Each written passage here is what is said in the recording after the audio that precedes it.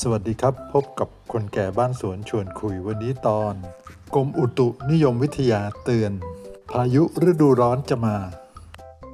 การตัดต้นไม้ที่ใกล้บ้านต้องทำให้ปลอดภัย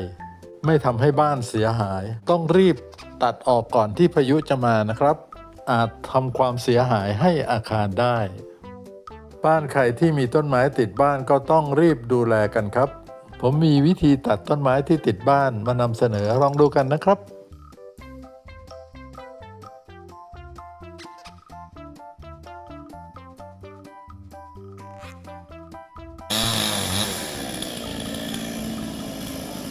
ก่อนตัดต้องบากเป็นตัววีก่อนนะครับทั้งสองด้าน